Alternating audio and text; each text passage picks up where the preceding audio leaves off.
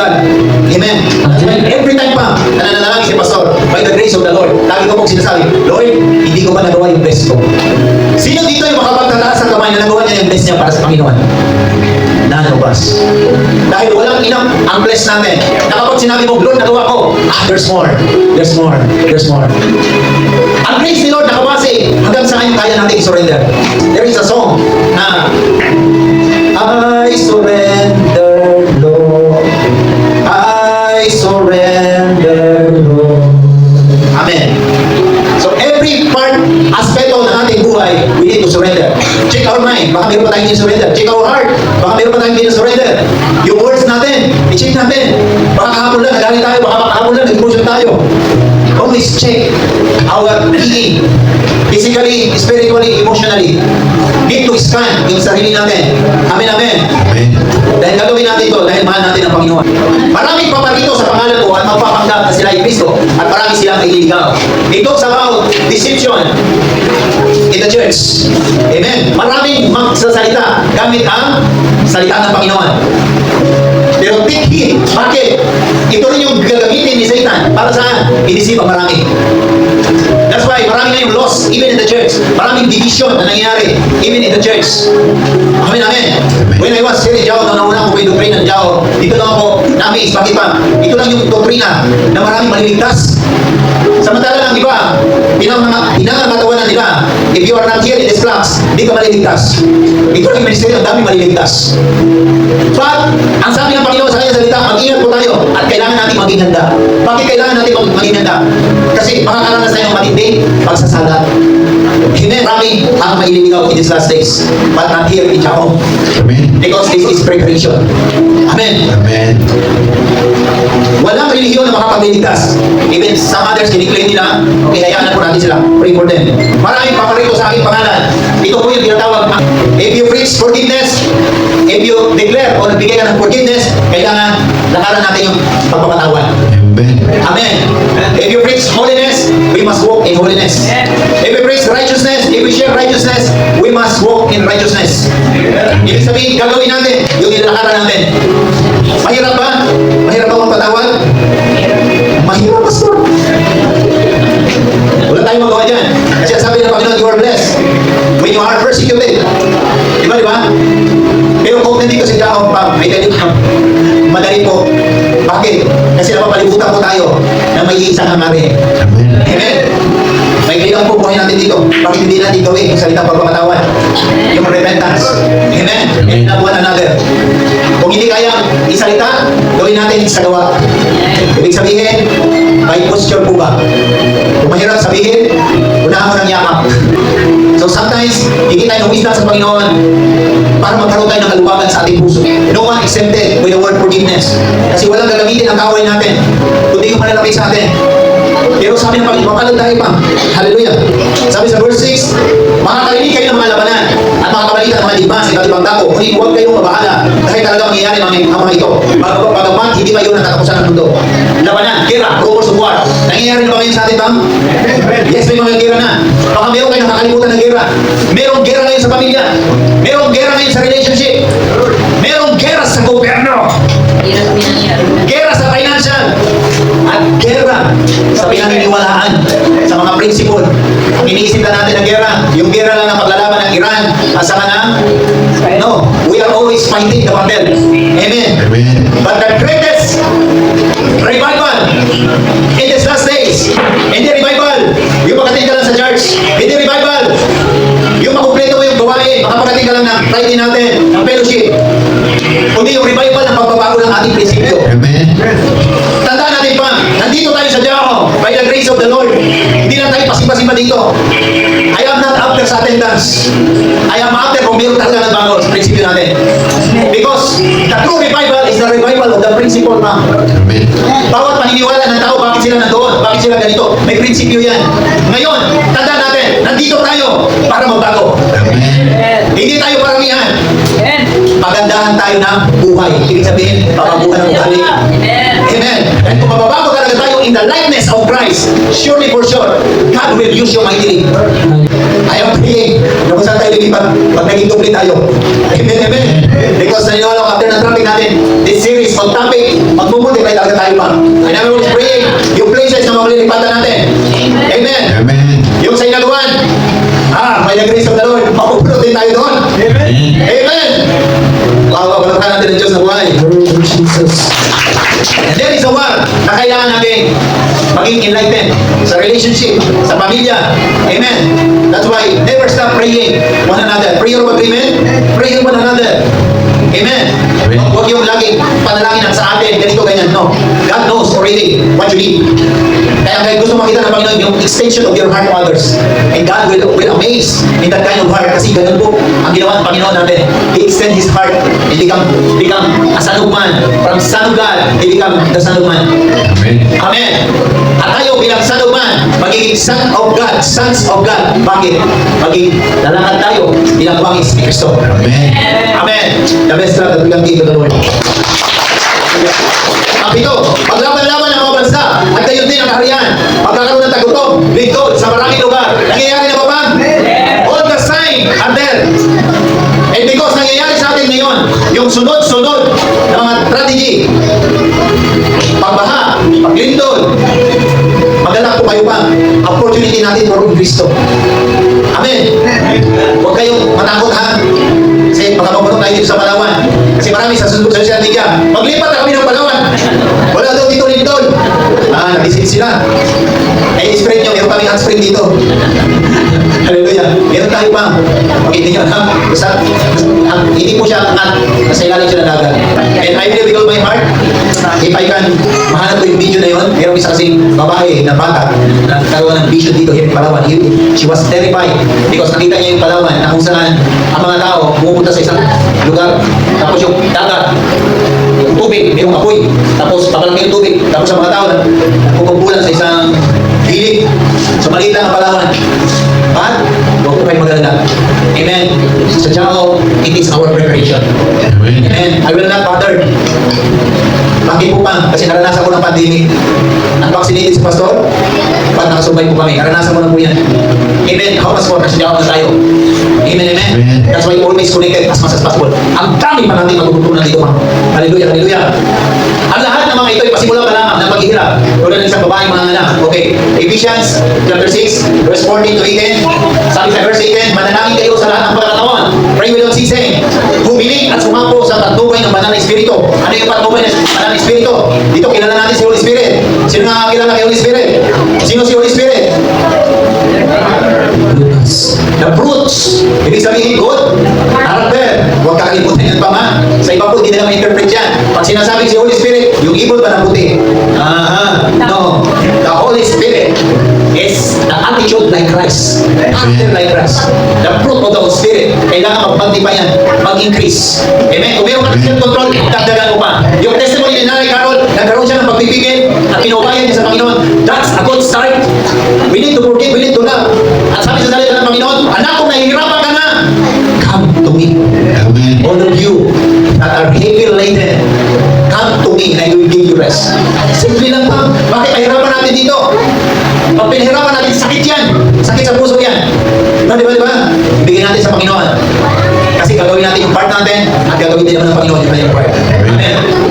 Now, at patuloy na ipanalangin ang lahat ng hinihiram ng Diyos. Keep praying one another. Hindi lang sa atin, but keep praying one another. Okay. Ephesians chapter 6. Onward to verse 6. Start ng verse 11 to 17. Put on the whole armor of God. Hallelujah. Amen. Ito yung kailangan natin in these last days. Walang pandemic, walang lingkod, if you have the full armor of God. Amen. Pag sinabing full armor of God, hindi less. Kasi kung full armor ka, pero wala kang unit of salvation, merong atake ang kaway. Kung meron kang unit of salvation, wala kang shield of faith, baka dito, titirahin ka ng kaway. Naalala niyo ba yung pagkain, yung sisirya? Di ba? Pansinin niyo po yung pagkain na yun. May marong maliit na bukas sa gilid. Para madali po siya buksan. So ang kaaway natin, hahanap at hahanap. He is just like a roaring lion seeking whom he devour. Na kung saan yung pinaka-weakest part mo para makapasok lang sa kayo. Amen. Pag sinabing full armor of God, from head to toe, you need to be covered. Amen? Amen. Nothing more, nothing less. Helmet of salvation. Ano yung pinoprotektahan mo dyan, ma'am? Yun yung paniniwala ko kay Kristo. Amen. Romans chapter 1, verse 12, ang sino mang maniwala sa Kanya, even those who believe, you will call him as their son. Amen. Amen. Bakit kailangan manatili ito pa? Baka pagdating ng pagsasada, baka ito mawala yung dito observation natin. Huwag naman. Bakit? Yung magkaroon ka ng doubt sa word niya. We need to protect yung pananampalataya natin kay Kristo. Pag sinabing, sword of the Spirit, the word, gano'ng karami yung bound ng word. Amen. As much as possible, keep memorizing the word. In meditating kung ano yung nabasa natin, kung ano yung naging topic natin ngayon. Amen, amen. Amen. Joshua 1:8, meditate thy word day and night. Hallelujah. Pag sinabing shield of faith, ito yung mga fiery arrow na binabato sa atin. Ano ba yung madalas na binabato sa atin? Yung mga masasakit na salita. Mayroon pang magagandang salita na pero makapag-aalis ng yung anointing. Di ba? Ay, hindi totoo yan, Chao. Hindi totoo yung healing. Ano yung paniniwalaan nyo? Yung healing ng wala ka mundo? Albularyo? Pwede naman. Yung healing ng doktor, pwede rin naman. Makakatulong yun pa. By the grace of the Lord. Pero if you are founded by the word of God, that's why dito po, by the grace of the Lord, tinitrain tayo maging founded sa word. Bakit po? The time will come that my people, ang mga anak ng Panginoon, they are hard to live in this last days. Bakit? No one convert yourself. Amen, amen. Amen. Kung wala kang baon na salita, walang milagro dyan. Ang milagro sa kanyang salita. Amen. Amen. Pag sinabing breastplate of righteousness, dito po yan ba? Ingatan natin yung ating puso. Magkaroon tayo ng mga negatibong emosyon. Subukan mo magkaroon ng negatibong emosyon. Katulad na naranasan ng isang pamilya natin. Pag dinibdib niya yun, masakit yun. Tama, di ba? Pero, sabi sa in the book of Proverbs, ang masayahin po sa lipas ng mga gamot. Amen. Piliin natin maging masaya. Amen. Amen! Huwag natin piliin malungkot. Sometimes, ang kasiyahan, hindi po ito nisisitipan. It's a decision making. Na tayo lang makagawa. Pag pinili natin ang kasiyahan, pag pinili natin maging panatag sa kabila ng nangyayari sa paligid natin, there is a wisdom. Welcome. Amen, amen. Amen. Pag sinabing belt of truth, ayan. Kahit mayroon kang pagtaas, kung wala kang belt of truth, ibig sabihin ito yung maghihigpit sa'yo. Yung katotohanan. Hindi ka lang nagbabasa, but you continue seeking the Lord. Jeremiah 29 verse 11. For I know the plans I have for you, says the Lord, and to give you prosperity. And verse 13, sabi ko doon pa, if you shall seek me with all your heart, you shall find me. Hindi ka lang nagbabasa, but you keep always digging. Hinuhukay mo, so that yung truth, hindi totoo, na ang katotohanan will set you free. The truth will not set you free. Dahil marami sa generation ngayon, naka-receive ng truth, instead they rejected. Amen. Hosea 4:6, for my people were destroyed for the lack of knowledge. The knowledge in the truth, yan po yung totoo, Rema. Amen. Keep always the belt of truth, the word. Hallelujah. The knowledge in the truth. Yan po yung, ang logos po, yan yung enlightenment natin. Ang Rema, yan yung ating action. Sa natutunan natin, sa enlightenment natin. Amen. Amen, amen. That's why kailangan talaga natin mag-mentor. Hallelujah. Shoes. In every season, kailangan natin maging handa. Lalo na ngayon, pandemic.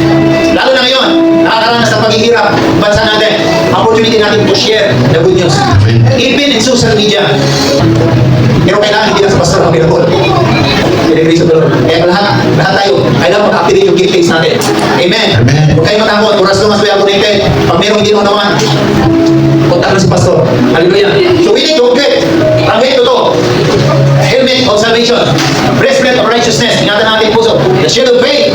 The word is the sword of God. The belt of truth. And every time, handa po tayo ibahagi ng salita ng Panginoon. Saan man tayo pupunta, it will become the territory of the Lord Jesus Christ. Amen. Amen. Matthew 24 verse 9. Pagkatapos, kakauputan kayo. Kayong lahat dahil sa inyong pagsunod sa akin. Isasakdal kayo upang pahirapan at patayin. Now, tanong ko, sino ang gusto sumunod sa yapak ni Lord? Now, be ready for the blessing. Amen. And be ready for the persecution. Amen. Amen. Sa ngayon po, ang persecution, naharapin natin yung mga pag-aalis lang ng anointing mo. Ibig sabihin, mga salita po ba? Pero pag nabago ang prinsipyo mo, I tell you ba, no one can dictate you in your calling. Hallelujah. Kaya nandito tayo sa job, mabago talaga ang prinsipyo natin. Marami pa tayong matututunan dito. At sino yung totoong sumusunod sa Kanya? Maraming sumusunod sa Kanya. Pero there is what we call a genuine obedience. Amen. Amen. Ang lumalakad sa totoong obedience, if you are the chosen one. Amen. Amen. Ibig sabihin, if you walk in the likeness of Christ. Mahirap magpatawad.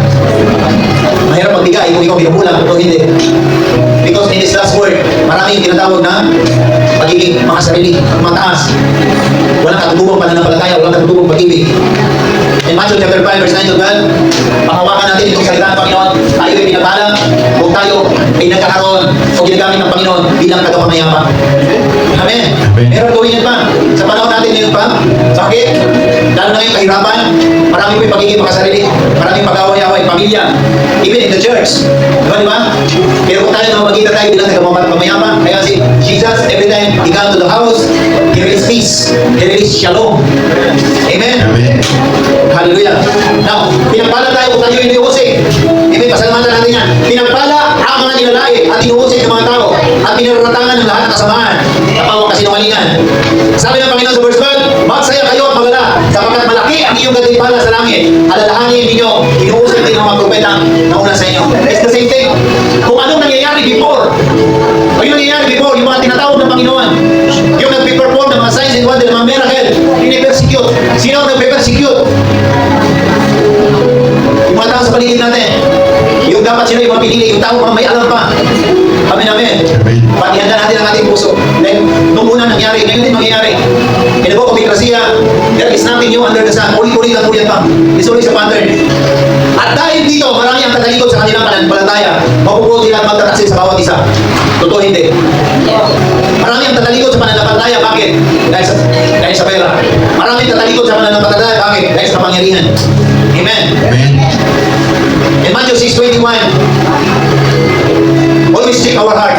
Kasi kung ano yung lagi mo nasasabi, kung lagi mo sinasabi, pera, di ako magsapak ay walang pera, that will be our Lord.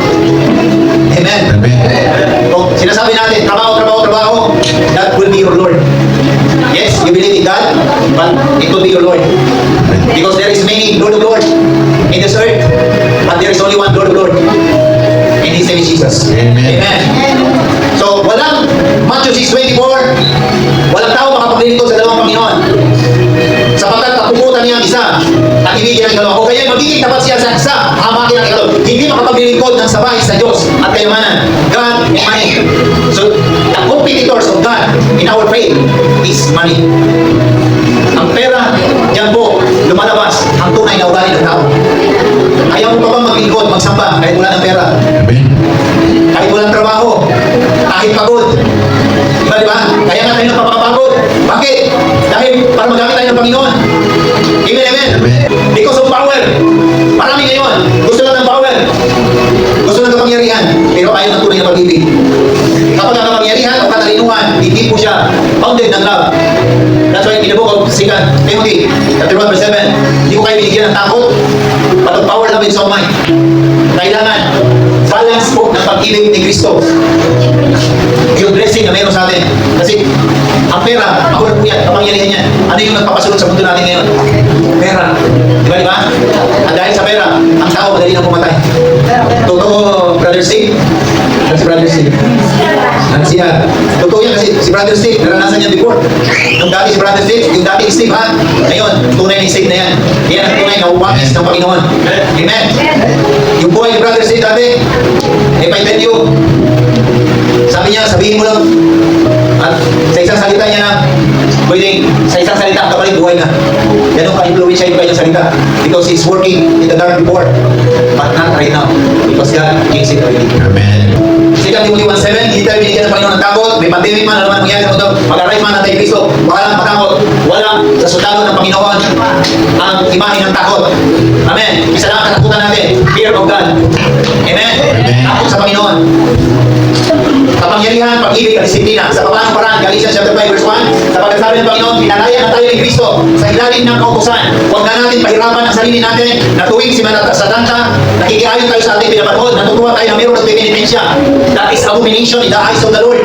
Hindi mo na kailangan mahirapan ng iyong sarili para sabihin mo karapat-dapat ka sa Panginoon. If you do this, if you do that, ano ibig sabihin yan? Parang sinabi mo sa Panginoon, parang sinabi ng Diyos sa iyo, anak, hindi pa ba sapat yung paghihirap ko para mahinapan mo yung sarili mo? Ang hinahanap ng Panginoon, yung katutubong pag-ibig. Dahil pinalaya na tayo ng Panginoon sa kautusan. We are living right now by the grace of the Lord. Ang gusto ng Panginoon, Galatians chapter 5 verse 16, lumakad tayo sa Espiritu. Amen. At hindi ninyo ito pa rin ang ninanais ng iyong laman. Ano ba itong laman natin? Makalaman. Lust of the flesh. Ano yung lust of the flesh na yan? Colossians chapter 3 verse 5. Galit, pukot, inggit, lust of the eyes, and the pride of life.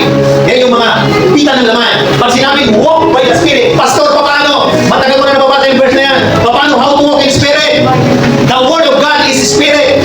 Yung takot, balitan mo na salita ng Panginoon. Kung natatakot ka, sabihin mo, 2 Timothy chapter 1 verse 7. For God did not give me the spirit of fear, but of power, love, and sound mind. Amen. Pag wala kang i-confess, in your imaginary mind, maghahari mo niya ng takot.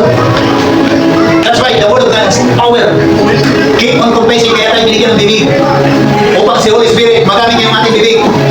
At sa pamamagitan ng ating bibig, lumabas ang salita ng Panginoon. Amen. Verse 11, marami magpapanggap na propeta at ililigaw ang mga tao. Sa gawa, makikilala ang tunay na propeta. Pag sinabi, magpapanggap, marami ang magpapanggap. Ibig sabihin, maraming propeta. Amen. Pero marami rin buwan. Ibig sabihin, pag mayroong buwan, mayroong totoo. Tama mali. Anong trabaho natin? Hanapin ang totoo. Amen. Amen. And by the grace of the Lord, here in Jao, ako po, nahanap ko na. Hindi pa ako nandito sa Jao, just to be a follower ng prophet. There are 3 signs, actually 4 signs. Last time, sa wife ko po, by the grace of the Lord, kung totoo talaga si prophet, kung meron pa kayong pagkailangan, ask sign for the Lord, and He will give unto you. Amen, amen. Kung meron pang tao, dahil ang totoong propeta, makikilala nyo sa gawa. Amen. Amen. Amen. Kung merong prutas, ang huwad ng propeta, nagbibigay ng discouragement. Ang huwad ng propeta, nagkakaroon ng tinatawag na division. Isa nag-away pa yung kapasibahan. Ang tunay na propeta, mayroong nababago ang buhay. Amen. Amen. If he release a word, yung iba hindi maniwala, but majority, maraming nababago. Amen. Amen. Kaya ganito yung galawan ng Jao in the 4 years of ministry. Marami ang nababago ang buhay. Makapakal natin ito sa buhay. Mag-ingat dito pa, lumakalapit sila sa inyo na parang mamong pupa. Ngunit ang totoo, mababangis na asong gubat. Pag sinabi, mababangis na asong gubat, ano po yan ba? Yung, ano bang trabaho ng asong gubat? Yung, nagtatahol ba? Mag-ingat ha, sa maraming karinig natin, maraming salita. Ito yung gawain nyo, ganito yung ganyan. Mas better tayo dito, manahimik tayo. Amen. Amen. Because there is power in silence. There's a time that we need to raise our voice. Amen. That's why we need to discern the situation. Ingat yan, marami po yan, lipan, pamilya na rin kayo dyan pa. Kaya nagkakaroon ng division sa isang gawain. Hallelujah. Makikilala natin ang totoong propeta sa pamamagitan na magkakaroon ba ng mabuting bunga ang mabuting puno? Ibig sabihin, sa bunga makikilala. Sa gawa makikilala. Hallelujah. Kaya makikilala ninyo ang mga huwad na propeta sa pamamagitan ng kanilang gawa. Amen. Pag naghahali ang prutas, yan ang sinyo natin. Amen. Amen. 2 Corinthians chapter 12, verse 4 to 5, kailangan natin, Mary Jao, yung tinatawag natin na respect. Bakit po? Bawat isa sa atin, binigyan tayo ng espiritu ng kalug. Ngunit isa lang ang espiritu ng kalug sa atin. May iba ang paraan ng paglilingkod, different operation, different administration. Let's talk about operation and administration in the church. It's different. That's why I know. Wala man dito yung pamilya ko, yung iba, but I know they are saved. Amen. Because I know the operation and administration of the Holy Spirit. Amen. Ang kailangan mabago kayo muna. Amen. Amen. Para tayo, pag tayo bago pa. Amen. Ibig sabihin, people will see your star. Shining. It's shining. And then that is the reason na kung saan people will come to you at magkakatiwalaan ka ng Panginoon. Meron siyang dadalhin ng mga tao into your life. That's as simple it is. Amen. Amen. Last verse. Nalagano ang kasamaan. Kaya manalalig sa pag-ibig na marami. Okay. Basahin niyo itong verse sa 2 Timothy. Yan po yung interpretation ng Pang. Chapter 3, verse 1 to 5. Marami ang mag-ibig, maibigin sa sarili. Maibigin sa salapi. Mapapataas. Mapagsamantala. Tuwagin sa magulang. Mga anak, please. Honor our parents. Amen. And pray for our parents. Hallelujah. Nakastangan sa Diyos. Walang pagmamahal sa kapwa. Walang habag. Mapahirang puri. Walang pagpipigil. Palalos-lalos sa pagsasalita. Yan. Mayabang. Maibigin sa kalayawan. Sila'y may anyo ng pagiging mga Diyos. Ngunit hindi naman nakikita sa kapangyarihan sa gawa. Amen. It doesn't matter how eloquent preach. Even me. Kung wala akong katutubong pag-ibig. Kung mayroong galit po, useless po ang preaching. Verse 13. Ngunit ang mananatiling dapat hanggang wakas ang siyang maliligtas. Amen. Matthew chapter 10, verse 34 to 39. Okay, picture nyo lang pa. Kung paano tayo mananatiling tapat, we need to follow Christ. Apostate of Christ. In this kind of crowds, there are four kind of person. Unbeliever, Christian, born again, and disciple. And we know who is unbeliever. Sila yung kailangan to save the lost. And who know is sino yung Christian. Yung Christian pa, yan ang yung pupunta sa church. Pero walang conviction. Okay lang hindi magsimba. Okay lang hindi magbasa. Iniwala lang kay Lord. Pero ganyan, Christian ka lang yan. Sino yung born again? Ayan na. Yung mayroon ka ng conviction. Lord, kailangan ko magsimba. Kailangan ko magpasa ng word. Kailangan ko hindi kaligtaan yung mga pagtitipon. Mayroon na nababago. Sino yung disciple? Walk like Christ. Walk like Christ. Ibig sabihin, you're ready to deny yourself. Amen. Amen. Last verse. This is the last time. Tandaan nandito pa ha. At sabay-sabay tayo pa. Ipapangaral sa buong sanlibutan ang magandang balita tungkol sa kaharian ng Diyos upang magsibing patuto sa lahat ng mga bansa at sa kadarating ang wakas. The last time, kailangan natin maging handa kasi mamaya hindi mo naman alam yung magiging buhay natin mamaya. Ngayon yung tamang pagkakatawag sa atin. Keep on praying. Kung paano nag-pray si Pastor, Lord, hindi ko pa nagawa ang best ko. Lord, I know you honor my will. Pero kung yung will ko hindi align sa'yo, Lord, paluin mo ako. Yan po yung isang part ng prayer ni Pastor. Para Lord, yung will mo, hindi yung will ko. Amen, amen. Kadalasan, we choose our will, hindi yung will ng Panginoon. And this is our sin. Ephesians chapter 4, verse 32 to 23. Ang katibayan na kayo'y tutubusin pagdating ng takdang araw. Yun ang kaloob na banal ng Espiritu. Nasa atin ba banal ng Espiritu? Nandiyan ba yung love natin? Nandiyan ba yung kasiyahan natin sa pagsamba? Nandiyan ba yung kapayapaan natin in the midst of challenges? Nandiyan ba yung tinatawag natin na love, joy, peace, yung kindness natin? Nandiyan yung puso ba mapagbigay? Nandiyan ba yung puso merong light in the goodness of Christ? Amen.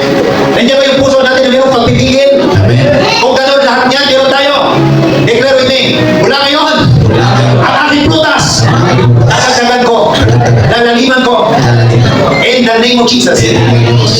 Always declare it, being part of your prayer. Lord, nagdagan mo ang aking prutas.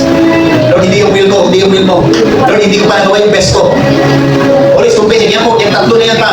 Ang lagi kong pinakompess. Every time I pray, okay na. May kunti pa. Kung nakaraan, hindi may ganyan lang. Okay, okay na lang.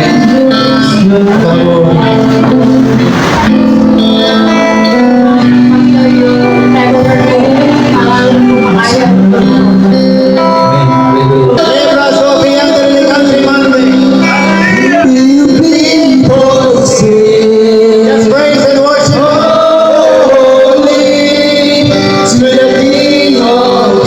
Open up now to praise Him.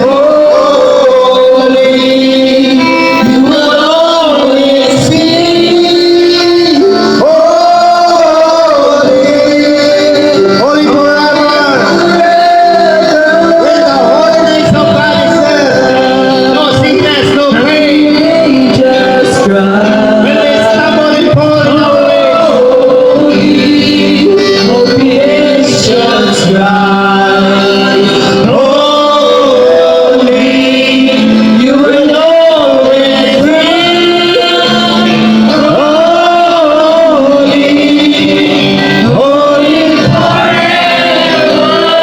in the name of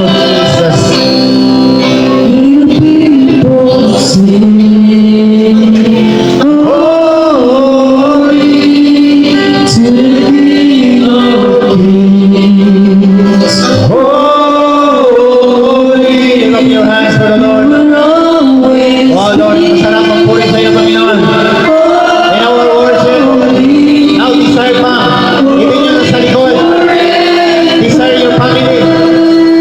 Those who are affected for members of our family na mayroong sakit karamdaman, just pray for him.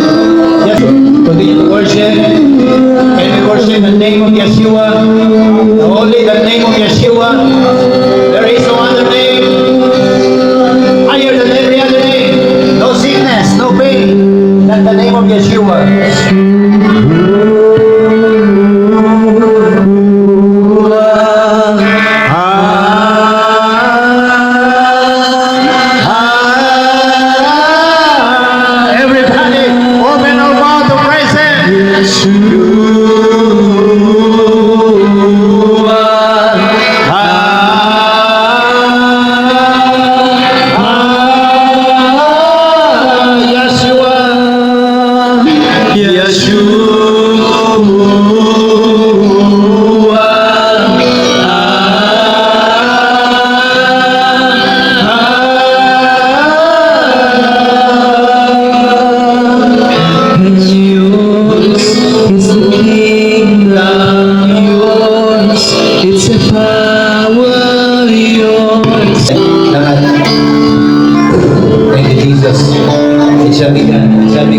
shall be gone. In the name of Jesus.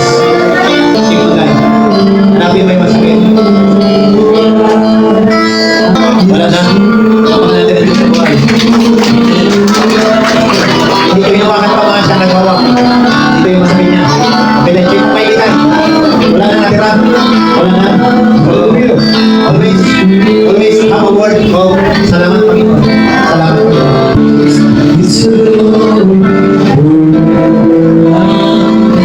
Ito po, no? Last time, hindi ko may ganyan. Kamay niya. Hindi ko ganyan. Yung nakaraan ganyan yung nareko. Natitira pang pain. I release it now. Strength, kalakasan. Please manong ka. In the name of Jesus. Increase. Increase.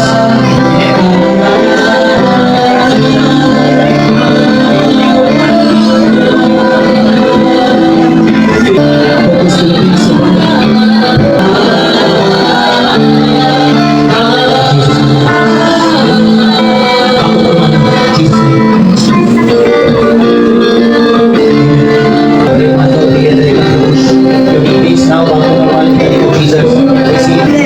Just keep on desiring what you are praying to the Lord right now. Keep on.